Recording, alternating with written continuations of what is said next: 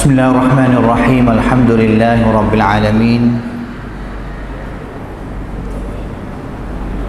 وبه نستعين ولا حول ولا قوة إلا بالله العلي العظيم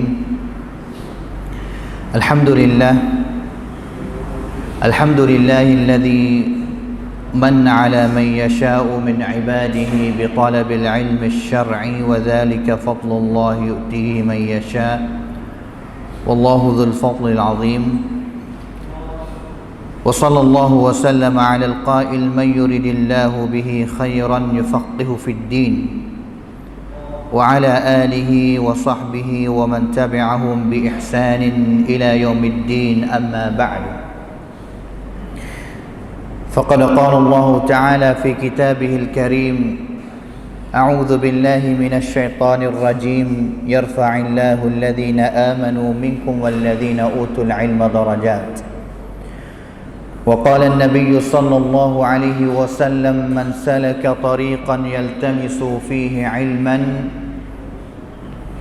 سهل الله له به طريقا إلى الجنة أحييكم بتحية الإسلام تحية مباركة من عند الله وهي السلام عليكم ورحمة الله وبركاته. Muslimin, hadirin ahli majlis ilmi yang dikasihi sekalian, alhamdulillah, pada malam yang mulia ini sama-sama kita bersyukur kepada Allah Subhanahu wa taala dengan taufiknya, hidayahnya, dapat kita berada di dalam rumahnya dalam suatu majlis ilmi untuk kita mempelajari akan ajaran daripada Al-Quran dan juga sunnah Nabi SAW. Sambung pengajian kita iaitu di dalam tajuk yang kita bincang pada kali yang dulu, iaitu mengenai dengan qawaidu fahmi sunnah, kaedah-kaedah yang boleh nak menolongkan kita untuk faham sunnah Nabi lebih banyak. Cara yang kita nak fahamnya Al-Quran ada cara dia, cara yang kita nak faham akan sunnah ataupun hadis Nabi SAW pun ada cara dia, kaedah dia, untuk mudah kita memahami akan wahyu sama ada Quran dan juga sunnah lebih banyak daripada kita tahu dengan cara yang biasa. Yang mana pada kali yang dulu kita telah ambil dua kaedah, yang mana kita telah sebut katanya kitab yang kita ambil mari bincangnya di sini iaitu sebuah kitab yang namanya Dhawabitun Muhimmatun li Husni Fahmi Sunnah. Dhawabit, kaedah-kaedah yang penting untuk kita faham akan sunnah dengan cara yang baik, li husni fahmi sunnah. Yang mana tuai kitab dianya iaitu Al-Ustaz Dr. Anis bin Ahmad Tahir Al-Indonesi. Seorang guru saya di Universiti Islam di Madinah Al-Munawwarah. Dia karis seolah kata kutayib, kitab yang kecil, lebih kurangnya 38 muka. 38 muka dan juga mempunyai 8 kaedah, 8 dhawabit. 8 kaedah yang boleh nak tolong kita untuk memahami akan sunnah Nabi SAW. Dhawabit ataupun kaedah yang pertama kita telah ambil pada kali yang dulu, iaitu dhabit ataupun kaedah yang pertamanya faham sunnah melalui kacamata Al-Quran. Melalui kacamata Al-Quran, fahmus sunnati fi dhawil Quranil Karim. Selaras dengan Al-Quran. Quran royak baik mana, kita kena faham sunnah mengikut Quran royak. Tak boleh kita nak faham sunnah, nak faham hadis yang mana dia adalah wahyu juga tapi faham dengan secara lawan dengan Quran. Tak boleh.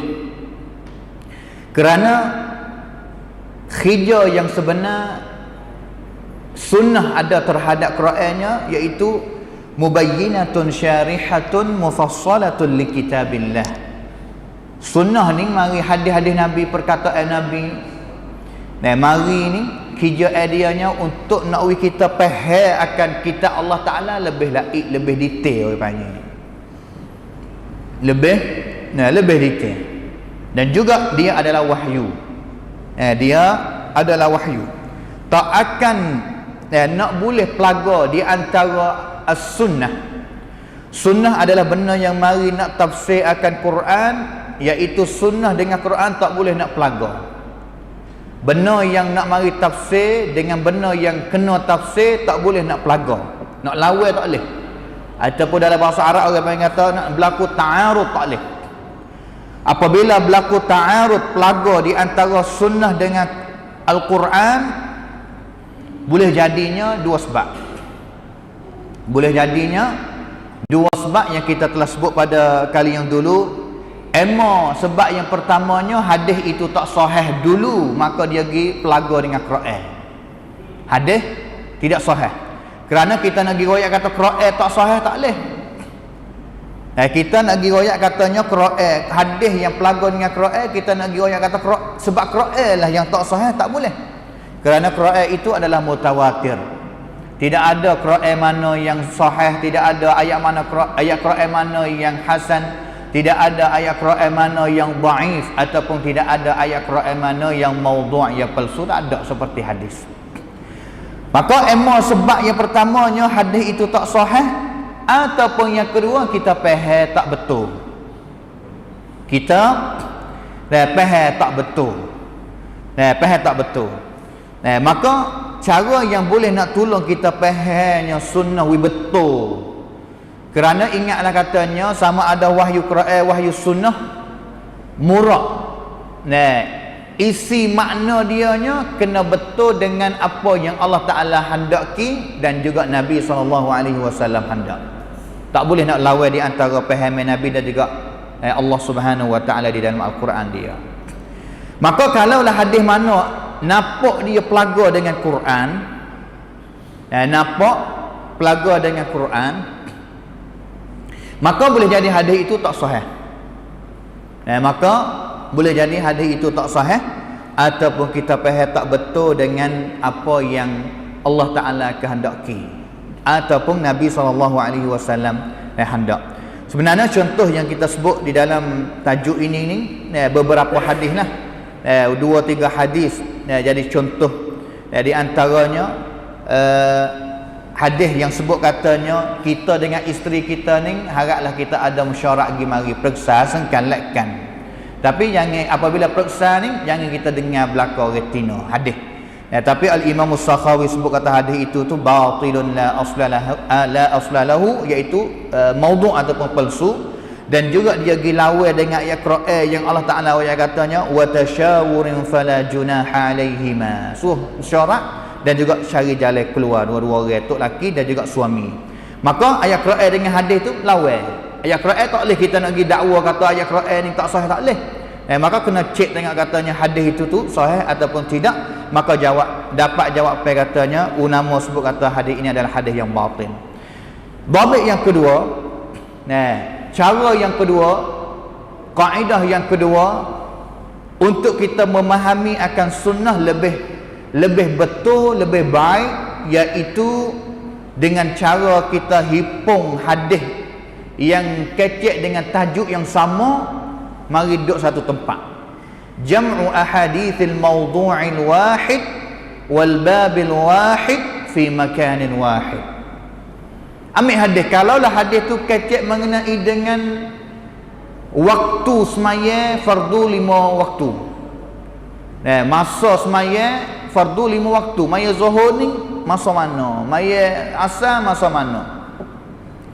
Kerana yang kita duk semaya hari ni, kita maya ngorek waktu ning, kita maya isya waktu ning, kita maya subuh waktu ning ni. Bukan dengan cara melalui fikir pendapat mana-mana manusia dak, tetapi dia adalah berdasar daripada hadis Nabi. Dengan cara yang kedua ini ni, ulama dia karang kitab hadis, contohnya iaitu hadis ahadithul ahkam orang panggil. Ahadithu al-ahkam, hadis yang sakut dengan fiqh. Contohnya, apabila tajuk mengenai dengan mawaqitus solah, waktu semaya lima waktu, ada hadis mana Atik? Hadis yang ada sebut, Nabi sebut mengenai dengan waktu semaya lima waktu, dalam Bukhari ada ke tak? Ada, wari letak. Dalam Muslim ada ke tak? Wari letak.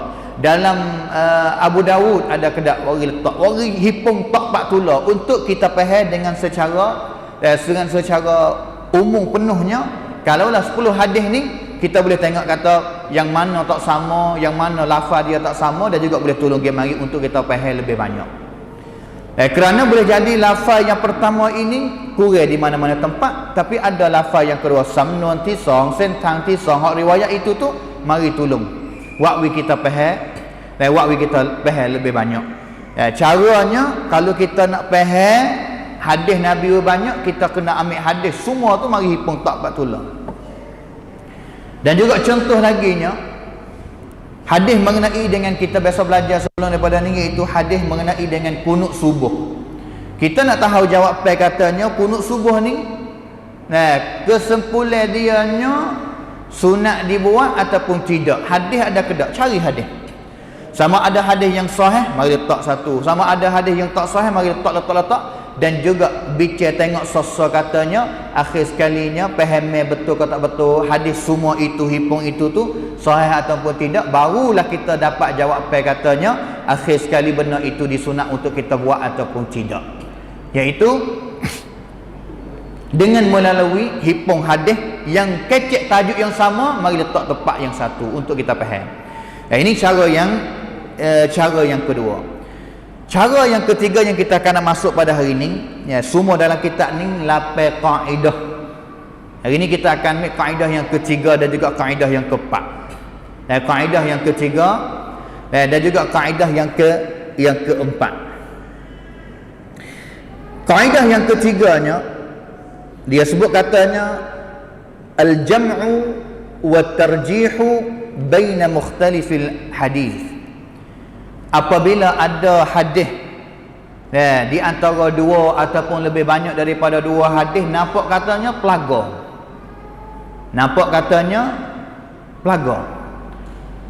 Hadis mana yang kita nak boleh pegang dan juga faham dia dan juga beramal dengan dia. Contohnya dua hadis pelaga. Hadis yang pertama riwayat kata boleh, hadis yang kedua riwayat kata tak boleh. Berlaku ta'arud, dan juga kedua-dua ini ni adalah hadis yang sahih sama sahih. Misalnya katanya kedua-dua hadis adalah hadis yang sahih. Hadis yang pertama yang riwayat kata boleh pun sahih, hadis yang kedua yang riwayat kata tak boleh pun sahih juga. Soalannya, di antara dua hadis ni kita nak pegang hak mana untuk kita nak faham akan hadis tu, dan juga kita nak amal selepas daripada kita faham. Penipala juga kadang-kadang mari hadis yang pertama rawahul Bukhari, hadis yang kedua yang riwayat kata tak boleh rawahul Bukhari, sama-sama duduk dalam kitab sahih, pas kita nak pergi hak mana. Sini berlaku orang panggil katanya at-ta'arud bainal adillah. At-ta'arud bainal adillah, berlaku pelaga di antara dalil, khususnya dalil daripada hadis Nabi SAW. Hadis yang pertama dengan hadis yang kedua pelaga. Ada ke tak? Ada. Ulama dia ada cara dia. Wiktikan yang pertama, apabila nampak katanya dua hadis yang sama gagah tu pelaga, wiktikan yang pertamanya al-jam'u, boleh tak nak kapuh dua hadis tu mari. Kapuh al-jam'u, kapuh masuk sekali untuk tubik jawab yang boleh amal dengan dua-dua hadis.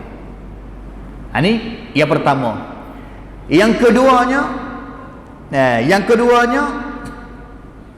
cara yang ulama yang dia akan buat, iaitu tengok kepada dalil mana mari awal, dalil mana mari belakang. Dia panggil dalil mana mari awal, hak mana sebut dulu dalil yang pertama dengan dalil yang kedua, hak mana mari dulu, Nabi kecek dulu. Kalaulah dalil mana mari belakang kita tahu sejarah, katanya hadis yang kedua ni Nabi sebut kau masa dia nak mati. Manakala hadis yang pertama Nabi sebut kau awal-awal hijrah mari sampai Madinah. Cara ulamanya iaitu berlaku nasakh, orang panggil tu mokak satu dalil yang pertama. Dalil yang pertama tu dalil yang awal, cancel, orang panggil mokak, dilisuh. Jangan amal dengan dalil yang pertama dan juga pergi amal dengan dalil yang kedua, kerana dia mari belakang. Hak belakang itulah yang paling baru, orang panggil. Hak belakang itu yang paling baru, berlaku an-nasakh. Tapi nak berlakunya lisuh dalil itu, nak mokak dalil itu tu, dengan syaratnya kita kena tahu, katanya Nabi sebut hak mana dulu. Hak mana Nabi sebut awal, hak mana Nabi sebut akhir. Kalaulah kita tak tahu kata Nabi sebut hak mana dulu, kita kena timai orang panggil tu tong chang nam nak tengok, katanya dalil yang pertama dengan dalil yang kedua hak mana lebih kuat. At-tarjih orang panggil. Dalil yang pertama dengan dalil yang awal hak mana lebih kuat. Dalil mana yang ada laktan tunjuk kata dalil yang pertama tu lebih kuat, maka kita amal dengan tu, tinggal yang tak rock. Tapi kalaulah kedua-dua dalil kita timai dah sama-sama kuat, maka jalan keluar yang keempatnya at-tawaqquf, kita wuti tak amal hak mana-mana sah. Ini melalui kitab usulul fiqh yang fuak-fuak ulama usulul fiqh dia sebut dalam kitab usulul fiqh mereka. Contohnya kitab al-usul fi ilmi al-usul bagi Syekh Muhammad bin Salih al-Utsaimin dalam muka 75 nak pergi. Itu cara dia. Kalaulah kita nak tengok contoh dalil hadis yang belaka, dalil hadis yang pelaga, dalil yang pertama dengan dalil yang kedua. Contohnya Nabi SAW sebut, katanya dalam hadis riwayat Bukhari, man massa dzakarahu falyatawadda. Siapa yang ditepuh dengan kemaluan dia, kerajaan pai sampat kap awak pet kong tu ingat, maka jatuh asmaya dia kena mai asmaya semula, falyatawadda, kena mai asmaya semula. Hadis riwayat Bukhari. Manakala hadis yang kedua, wasu'ila an-nabiy sallallahu alaihi wasallam 'anil rajuli yamassu dzakarah. Ada seorang sahabat mari cari, ini hadis yang kedua. Seorang sahabat mari cari Nabi sallallahu alaihi wasallam, tanya Nabi, kata, ya Rasulullah, seorang lelaki kalaulah dia pergi tepuh, massa ni sekadar tepuh, pegang sama telah. Tepuh kemaluan dia, alaihi alwudu, adakah dia kena ambil asmaya semula? Sahabatnya qala la, tak kena ambil asmaya mula. Innama huwa bid'atun minka, kerana sebab yang tak kena ambil asmaya semula iaitu sebenarnya kemaluan kita itu dia tak beza mana dengan awak-awak lain dalam tubuh kita. Kita tepuk tangan kita tepuk satu awak juga, tak jatuh asmaya, tak kena ambil asmaya semula. Kita tepuk kemaluan kita pun supaya juga, dia seolah kata setengah daripada anggota kita. Kalaulah anggota kepala kita tepuh tak jatuh asmaya, tak kena ambil asmaya semula, maka kemaluan kita itu pun kita tepuh tak beza dengan kita tepuh dengan awak-awak yang lain, maka tak pasti kena ambil asmaya semula. Ini hadis yang kedua.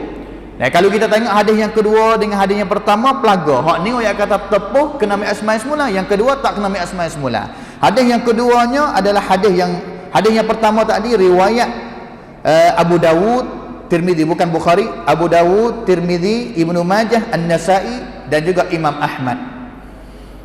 Imam Ahmad. Manakala hadis yang kedua rawahu Abu Dawud, At-Tirmizi, An-Nasa'i dan juga Ibnu Majah. Sama-sama riwayat lakon. Jadi pak orang ni selain daripada Bukhari, Muslim, orang panggil katanya ashabus sunan. Tuai kitab hadis sunan, pak buah kitab. Abu Dawud tuai kitab sunan, Tirmizi tuai kitab sunan dan juga An-Nasa'i tuai kitab sunan, Tirmizi, Sunan Nasa'i, Ibnu Majah tuai kitab sunan. kitab sunan ni, kitab hadis yang namanya Sunan Baza dengan kitab hadis Sahih Bukhari dan juga Sahih Muslim. Kerana di dalam kitab Sahih Bukhari, Muslim, dua-dua orang ni letak syaratnya hanya hadis yang sahih saja dalam kitab tu. Manakala kitab sunan 4 orang ni campur, ada hadis yang sahih, ada hadis yang hasan, ada hadis yang dhaif dan juga ada hadis yang palsu.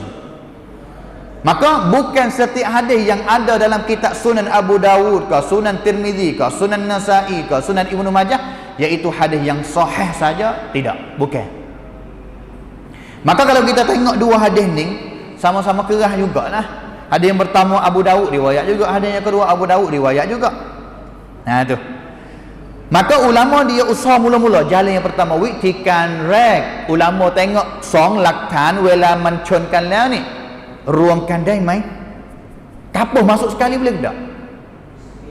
Kapuh masuk sekali tu.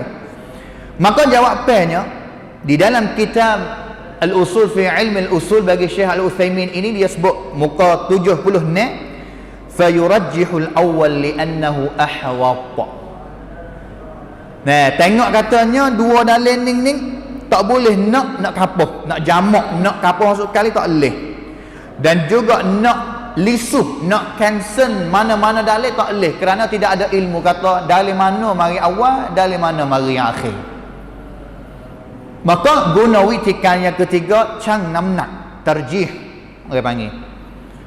Maka Syekh Utsaimin ni, pendapat Syekh Utsaimin dalam kitab ni, dia katanya fayurajjihul awwal. Maka kami ni kekuatan kepada pendapat yang pertama, orang panggil dalil yang pertama. Lebih afdal, lebih akrab, dekat untuk kita beramal, pegang amal dengan dia. Dalil pertama apa dia ni? Tepuh kemaluan wajib kena ambil asmaya. Li'annahu ahwat. Syekh Utsaimin dia jawapannya satunya kerana itu lebih selamat. Lebih selamat. Ambil asmaya semula ada digapanya. Soalan kata gitulah. Yang keduanya li'annahu, sebab yang kedua Hak namnak katanya patut kita beramal dengan hadis yang pertama, iaitu wajib kena ambil asmaya semula apabila kita tepuk kemaluan kita. Sebab yang keduanya aktsaru turuqan, jalan yang riwayat hadis yang pertama itu lebih banyak daripada hadis yang kedua. Dan juga banyak-banyak sebab lagi yang Syekh Al-Utsaimin sebut di dalam kitab dia. Ini apabila berlaku dalil, cara ulama dia tu ada wiktikan ulama yang dia nak buat, dia tak tinggal dulu dah, dia tak pala dulu dah tengok dalil dua dalil nampak kata pelaga, cemuh tengok pelaga-pelaga duk balah-balah ni, tak saya amal dulu dah. Tidak. Kerana mereka ada pegangan katanya, pegangan orang yang jadi mukmin ini dia kena pegang katanya hadis mana yang sahih itu tu. Hakikat sebenar tak boleh jadi dia nak pelaga. Walaupun zahir tu nampak nak pelaga, tapi tak boleh jadi kata nak pelaga, nak lawan siapa kata boleh nak amal mana sedap. Kerana apa benar sahaja wahyu sama ada Quran dan juga hadis ni, kalaulah mari daripada Allah Taala pen pai menati cakap yang naik tua kongman. Kalaulah mari daripada orang lain, tak pelik nak pelaga. Nak mari daripada orang lain. Seperti mana Allah Taala sebut katanya walau kana min 'indi ghairillahi lawajadu fihi ikhtilafan katsira. Kalaulah benar ajaran mana-mana yang mari selain daripada Allah, nescaya akan jumpa perselisihan dan juga pelaga lagi mari. Contohnya kitab Injil bagi orang-orang Kristian sekarang lah ni. Kitab Injil ni asal dianya adalah turun daripada Allah Ta'ala, tapi selepas daripada kena bakti, kena tamah, kena wetubek ni, hari ni Kristian ni dia ada dua tiga nikai besar-besar, nikai Ortodok, nikai Katolik, nikai Protestan. Nikai, setiap nikai itu tu kitab Bible dia itu tu tak sama belaka, mai merenkan. Pantak sanya mai pantak sanya kau di antara nikai sama-sama tu tak sama macam mana. Hak ni 30 lebih, hak ni 40, hak ni tak sampai 30, tak serupa. La wajadu fihi ikhtilafan katsira. Kerana telah diukar, dibeki, ditambah, diwetubek, maka akan selisih di mari. Habis itu hari ni Katolik tak pelaga dengan Protestan. Protestan tak pelaga dengan Ortodok. Pelaga di mari. Tapi apa benar sahaja, sama ada wahyu Quran ni 100% tukang. Dan juga kalaulah wahyu sunnah yang cik tengok dia katanya sahih, tak boleh jadi nak berlawan lagi mari. Kerana sama-sama mari daripada Allah Subhanahu wa taala belaka. Fa innama huwa fi ma dhahara lana, itu yang nampak zahir bagi kita sahaja. La fi haqiqati amri tilka an-nusus. Bukan hakikat sebenar pelaga dak. Ini kita kena ada pegang katanya dalil yang sahih, walaupun zahir nampak katanya dia selisih, tapi kita kena ada cahaya katanya hakikat sebenar dia tak pelaga, dia ada jalan keluar, orang panggil dia ada jalan keluar. Jalan keluar yang kita sebut adanya, yang pertama sekali, kalaulah pelaga dalil yang pertama, yang kedua hipong masuk sekali, boleh tak untuk keluar jawapan. Kalaulah tak boleh kapur masuk lagi, jalan yang kedua dan nasakh lisuh cancel satu dalil yang awal itu tu. Kalaulah kita ada ilmu tarikh, orang panggil ilmu mengenai dengan sejarah, kata Nabi sebut hak ni bila, Nabi sebut hak ni bila, hak mana akhir, hak tu lah pegang, hak awal cancel lagi, mansukh, orang panggil tu an-nasikh wal mansukh. Dan juga cara yang ketiga, nak kapur masuk kali tak boleh. Ilmu mengenai dengan sejarah tak tahu hak mana mari dulu, hak mana mari laki pun tak tahu juga. Timeh nak kata hak mana lebih kuat, dalil mana hak lebih kuat. Kalaulah di antara hadis ni, di antara hadis sama hadis ni, ulama hadis dia telah letak peringkat. Katanya hadis yang paling kuat sekali iaitu hadis dia ada 7 peringkat semua. Dia ada 7 peringkat. Cek redap hadis Nabi ni, kuam tutong tinggi sekalinya, hadis mana hak riwayat sama di antara Bukhari dan juga Muslim, hak ni adalah hadis yang paling sahih sekali. Hadis mana yang muttafaqun alaihi, orang panggil sama-sama riwayat di antara Bukhari dan juga Muslim dalam kitab dua-dua orang ni, hadis itu adalah hadis yang peringkat tinggi sekali, yang paling sahih sekali. Yang mana Al-Imam An-Nawawi sebut dalam kitab Arba'in Nawawiyah, dia hadisnya pertama kata allazaini huma asahhul kutubil musannafah ba'da kitabillah. Yang mana kitab Sahih Bukhari, kitab Sahih Muslim ini adalah kitab yang dikarang dan juga paling sahih sekali selepas daripada kitab Allah Subhanahu wa taala. Peringkat yang keduanya adalah hadis mana yang Bukhari riwayat sore dia dalam kitab sahih dia. Nah, nampak gambar dah. Peringkat yang paling sahih sekali, hadis yang paling sahih sekali, yang paling hebat sekali, hadis yang riwayat sama di antara Bukhari Muslim. Peringkat yang kedua, hadis yang riwayat sore Bukhari dalam kitab sahih dia. Yang ketiga, hadis yang riwayat oleh Al-Imam Muslim sore dia dalam kitab sahih dia. Yang ketiga, hadis yang syarat-syarat dia adalah syarat seperti Bukhari Muslim, tapi Bukhari Muslim tak riwayat hadis itu dalam kitab sahih dia. Kita tengok syarat, hadis ni syarat meh-meh dengan Bukhari Muslim, tapi kita tengok kata Bukhari Muslim tak boleh kitab dia, tapi adalah kitab lain sahih. Selepas daripada tu, hadis yang Bukhari, hadis yang serupa dengan syarat-syarat yang Imam Bukhari tak dalam kitab sahih dia, tapi Bukhari tak riwayat dalam kitab sahih dia. Yang kena hadis yang serupa dengan syarat-syarat yang diletakkan oleh Al-Imam Muslim, tapi Imam Muslim tak riwayat dalam kitab sahih dia. Dan juga peringkat yang terakhir, peringkat yang ketujuh, iaitu hadis sahih yang lain yang tidak ada dalam kitab Bukhari Muslim dan juga tak serupa dengan syarat Bukhari Muslim. 7 peringkat. Maka kalaulah hadis mana, contohnya kalau kita qasak kepada kita, dalil yang pertama adalah hadis yang diriwayat oleh Bukhari Muslim. Dalil yang kedua adalah hadis yang riwayat oleh Abu Dawud sore. Soalannya, dalil mana yang lebih kuat? Jawapannya, dalil yang diriwayat oleh Imam Bukhari juga Muslim, kerana syarat kedua-dua orang ni lebih terik daripada syarat yang diletakkan oleh Al-Imam Abu Dawud. Itu caranya kita nak tengok. Nak tengok. Maka apabila pelaga ni belum kita nak pergi apa orang panggil, nak pergi buat faham hadis lah. Apabila dua hadis pelaga, jalan keluarnya pertama kita kapuh masuk sekali, buat faham dua hadis ni boleh tak kapuh sekali tu baik jawab faham, tu baik khasar, boleh tak? Fiqhul hadis kena pakai faham. Yang kedua, kalau tak leh nak kapuh masuk tak leh sekali, nak buat faham baik mana pun tak leh, mai mitang asai kan tosop perwatisat wa 2 hadis ni ช่วงเวลาไหนที่นบีกล่าวhak akhir pergi hak tu dan juga buat faham amal dengan dia. Yang ketiga, kalau tak leh nak cancel nak tak tahu ilmu sejarah, iaitu cang namnak seperti kita ayat tadi lah. Nah, tadi contoh yang pertama. Contoh yang keduanya, hadis yang Nabi SAW larang tak sewi kita kecing ataupun berak menghadap kepada kiblat. Larang tak sewi kita kecing ataupun berak dengan duduk menghadap kepada kiblat. Istiqbalul qiblah. Ni dalil yang pertama, larang. Dalil yang kedua menunjuk katanya boleh kita nak menghadap kepada kiblat semasa kita kecing dan juga berak. Dua dalil ni mari pelaga.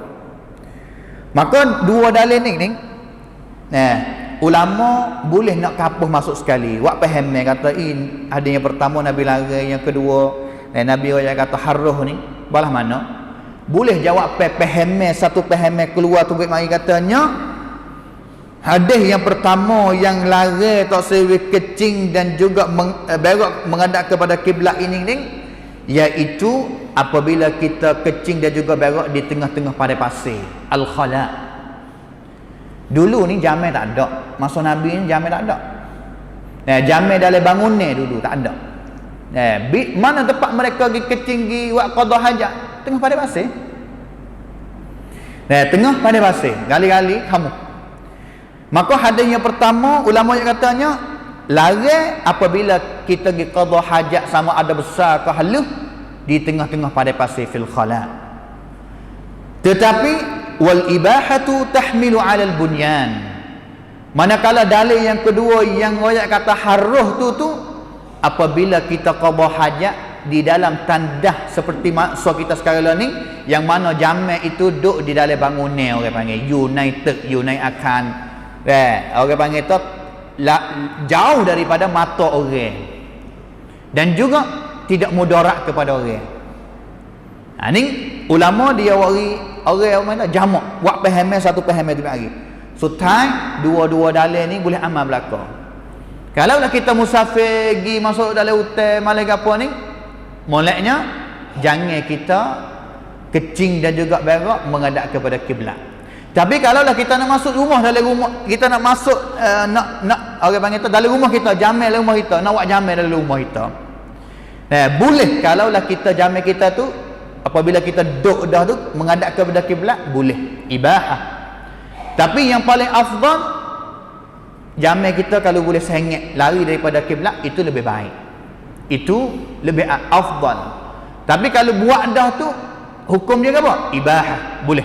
Haruslah. Harus di dalam bangunan. Wallahu taala alam, mengikut apa yang ulama telah kapuh dua dalil masuk di sekali. Ini contoh yang kedua. Apabila pelanggar gitu tu kita boleh kapuh, kita tu boleh faham satu faham.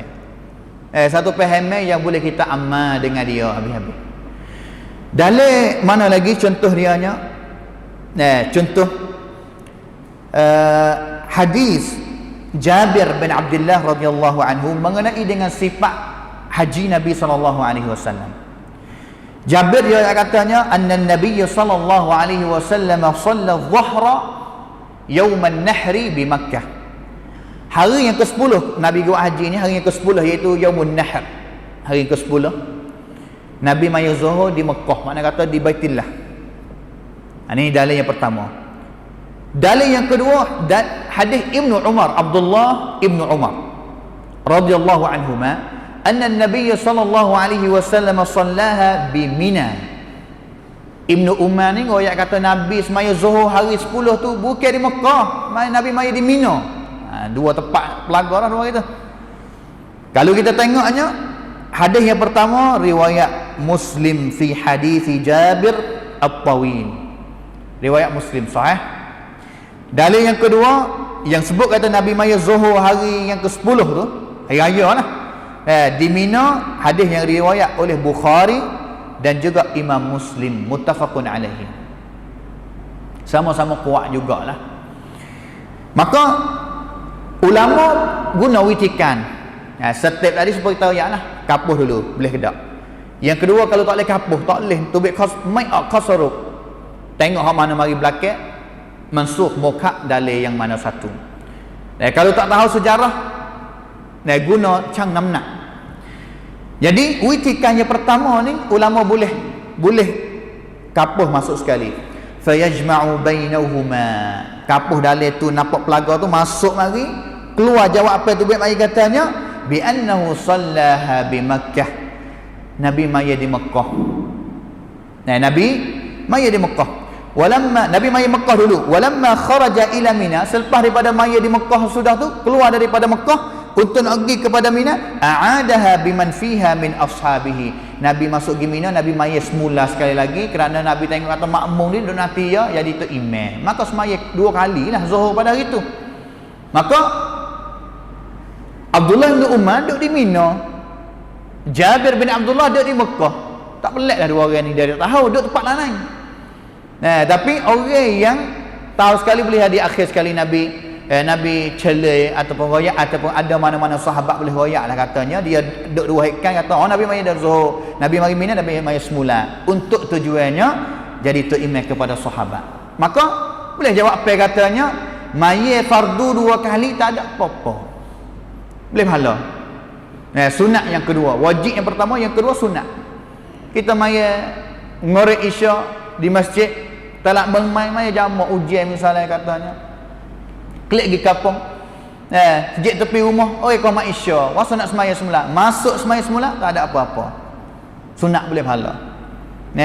Ini dalil yang Nabi SAW sebut yang zahir nampak kata pelaga, tapi hakikat yang sebenar tak pelaga melalui fikhu al-hadis 'inda al-ulama. Faham hadis, dua-dua hadis nampak pelaga itu tu di sisi ulama belah mana. Di sisi ulama belah mana. Ini contoh yang ketiga. Tu yang keempatnya hadis Maimunah. Anna an-nabiy sallallahu alaihi wasallam tazawwajaha wa huwa halalun. Maimunah ni seorang isteri Nabi lah. Kau masa nikah dengan Nabi ni, Maimunah ayat katanya Nabi nikah dengan aku ni dengan keadaan tak ada pakai ihram, tak ada niat ihram gapo. Kerana apabila kita niat ihram buat haji ke buat umrah, tak boleh kita nak akad nikah masa-masa tu. Nak barakat pergi buat umrah di Mekah, pakai ihram, nak akad Mina ke, nak akad nikah tak boleh. Dilarang, benar daripada minal mahzurat. Benar yang dilarang semasa kita buat haji ataupun kita buat umrah. Kalaulah kita sudah tahallul daripada haji, kita sudah tahallul daripada umrah, klik gitu ke pakai yang mani dah nak mari akad nikah, tak ada apa lah. Tapi maksud kau masa dah ihram tak boleh. Maka Maimunah ayat katanya, aku ni menikah dengan Nabi ni, kau masa Nabi ni tahallul dah. Sudah daripada ibadat haji ataupun umrah dah. Umrah lah. Manakala hadis yang kedua, hadis yang diriwayatkan oleh anak saudara Maimunah, iaitu Abdullah bin Abbas. Abdullah bin Abbas ayat katanya anna Nabi sallallahu alaihi wasallam tazawwajaha wa huwa muhrim. Nabi nikah dengan Maimunah dengan keadaan Nabi masa tu Nabi duduk dalam keadaan duduk ihram. Maimunah ayat katanya tahallul dah.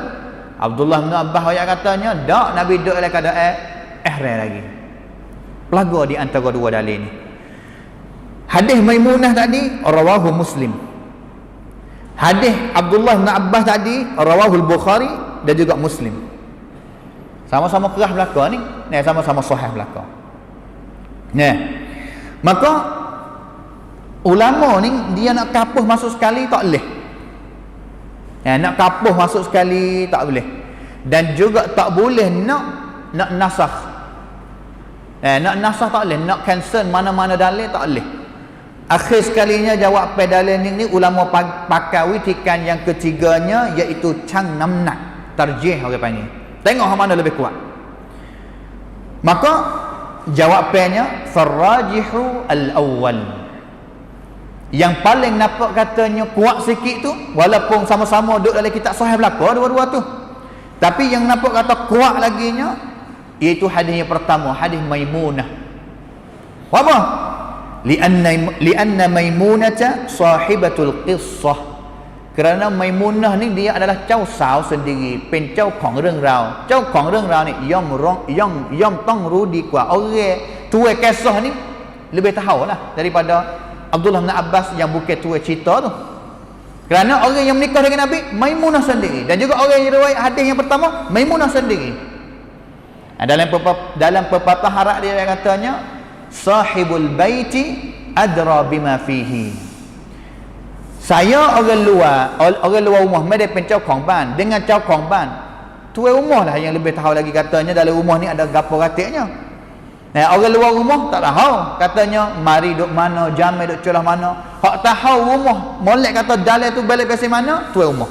Supaya juga kisah ni, cerita ni orang yang lebih geti mengenai dengan kisah ni tahu kali iaitu Maimunah. Kerana dia sendiri yang menikah dengan Nabi SAW. Itu sebab yang pertama. Sebab yang kedua, kerana ada hadis lain yang riwayat oleh Abu Rafi'.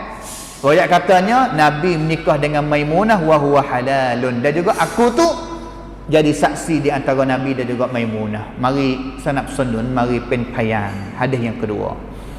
Maka zahir nampaknya pelaga, tapi hakikat sebenarnya boleh kita cari jalan keluar untuk kita nak faham dan juga nak pegang dengan hadis mana-mana.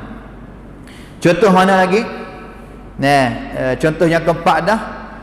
Contoh yang kelimanya, hadis yang Nabi SAW sebut katanya, idza dakhala ahadukum al-masjid fala yajlis hatta yusalli rak'atain. Apabila seorang daripada kalangan kamu masuk mari masjid, jangan dia duduk, mereka dia semaya 2 rakaat dulu. Tahiyatul masjid. Ni hadis yang pertama. Hadis yang kedua, Nabi SAW sebut katanya la salata ba'da subhi hatta tatlu'a asy-syamsu wala salata ba'da al-'asri hatta taghrub asy-syamsu.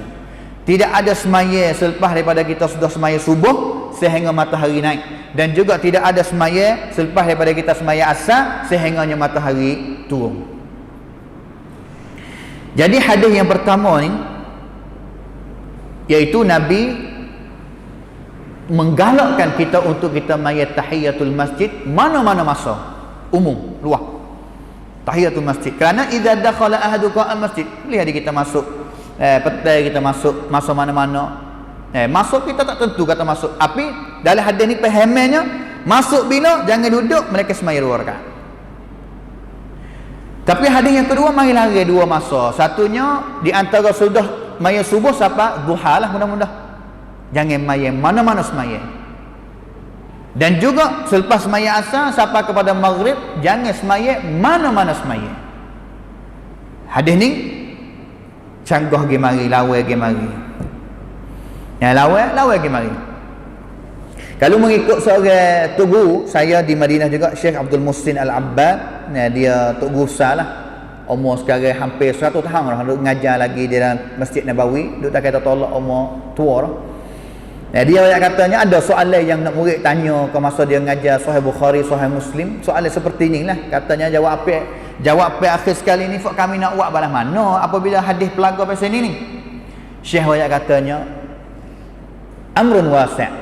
Benda ni adalah benda yang bukan luas. Dia masuk mari sejid selepas subuh ataupun selepas asar, dia boleh pilih. Dia nak semaya tahiyatul masjid, semaya. Dia nak duduk tak usah semaya tahiyatul masjid, masa 2 masa yang dilarang itu pun tak ada apa-apa. Yang pentingnya sesiapa yang pegang cara buat macam mana, jangan kata ataupun tuduh orang yang pegang pendapat yang tak serupa.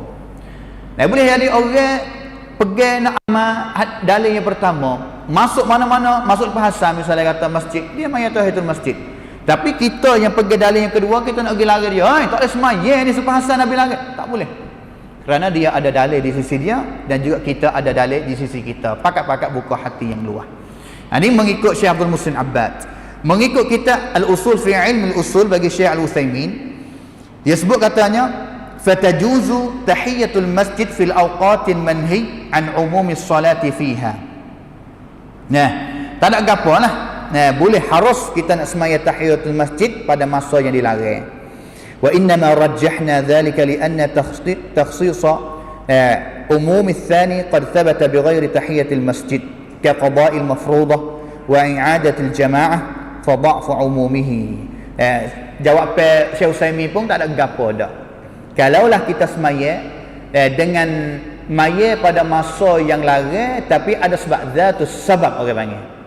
Ada sebab iaitu tahiyatul masjid. Maya sunat apa? Maya tahiyatul masjid. Ada apa ada sebab. Tapi dia masuk semaya maya tahiyatul masjid sudah dah nak maya sunat mutlak pula. Tak boleh lah. Tidak ada sebab. Tidak ada sebab. Ini contoh yang ke-berapa? Yang kelima. Contoh yang terakhir lah mengenai dengan makna ni, iaitu hadis yang sebut larang kita minum dengan keadaan berdiri, dan juga ada hadis yang sebut katanya Nabi biasa minum dengan keadaan berdiri. Dengan keadaan berdiri. Ulama dia boleh al-jama' kapuh masuk dua dalil ni. Dalil yang larang tak boleh minum diri dengan dalil yang tak silap Ali yang nampak Nabi ni biasa minum air zam-zam di Mekah masa dua haji tu dengan keadaan berdiri. Dengan keadaan berdiri. Tapi saya sendiri ni kita duk orang panggil duk pehek ya semenjak budak ni iaitu larang mata, larang. Jangan minum diri. Nak minum lah duduk. Kita dihajar semenjak budak, sama ada melalui ibu bapa kita, jazahullah khairan jazak, dan juga melalui cikgu-cikgu tadika kita, jazahumullah khairan jazak. Benar betul belaka tu. Tapi jawapannya jawapan di sininya al-afdal duduk. Yang lebih baik duduk. Tetapi apabila minum dengan keadaan berdiri, ibahah, harus, boleh. Harus dan juga boleh. Ni jawapan yang keluar dia. Habis tu kalau lah kita nampak orang yang minum berdiri, minum, maksud kata minum bukan makan, minum. Kita jangan gaduh pergi marah dan juga kata kepada dia. Boleh jadi yang dia amal itu ada dalil di sisi dia. Ada dalil di sisi dia.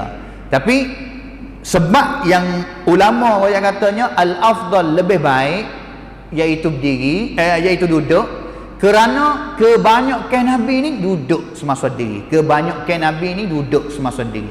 Sunniyai orang panggil. Tapi beberapa ketika sahaja yang Nabi minum diri, maka itu dalil keluar katanya harus, tak ada gapo. Habis tu orang Arab ni kadang-kadang dia demi nak sebar hadis ni, hadis yang Nabi biasa minum diri ni untuk masyarakat tahu ni.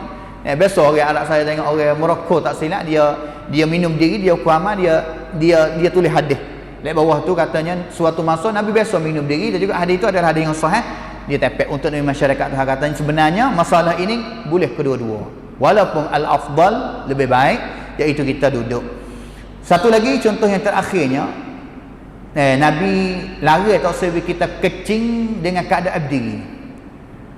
Kecing dengan keadaan berdiri. Tapi Abdullah bin Abbas ni dia biasa kabak naik di atas rumah khalah dia, mak saudara dia, isteri Nabi. Kita tengok Nabi sudah duduk dalam jamai, duduk kecing dengan keadaan berdiri. Jadi dalilnya pertama Nabi sebut dengan perkataan dia sendiri larang. Tapi Abdullah bin Abbas biasa kabak tengok ni Nabi berdiri. Maka selisih. Ulama mari bincang katanya, Nabi larang tak sewi kecing diri ni apakah sebab? Apakah sebab? Dan juga Nabi kecing diri sini apakah sebab? Akhir sekalinya kedua-duanya harus, lebih baik kita duduk. Lebih baik kita duduk. Itu jalan keluar melalui apa yang ulama sebut. Ini adalah dabit yang ketiga. Kaedah yang ketiga untuk kita faham hadis. Khususnya apabila sunnah yang dia nampak katanya pelaga dua sunnah. Kita tak tahu nak pergi ke mana untuk faham dan juga amal. Maka cara mengikut apa yang ulama sebut. Khususnya ba'ning ni apabila dalil pelaga ni kena pakai ilmu usul fiqh mari tupai banyak sikit lah. Kena pakai ilmu usulul fiqh mari pakai banyak sikit. Iaitu dalam kitab usul fiqh dia ada satu bab yang kecek mengenai dengan at-ta'arubu bainal adillah. Iaitu apabila di antara dalil itu tu pelaga balah mana jalan keluar witikan ulama buat tu semenjak zaman Al-Imam Syafi'i yang telah karya kitab dia Ar-Risalah, yang mana dalam kitab Ar-Risalah itu ada ilmu usulul fiqh juga tu dan juga sampai ke masa kita sekarang ni ulama telah jalan keluar kepada kita. Begitulah.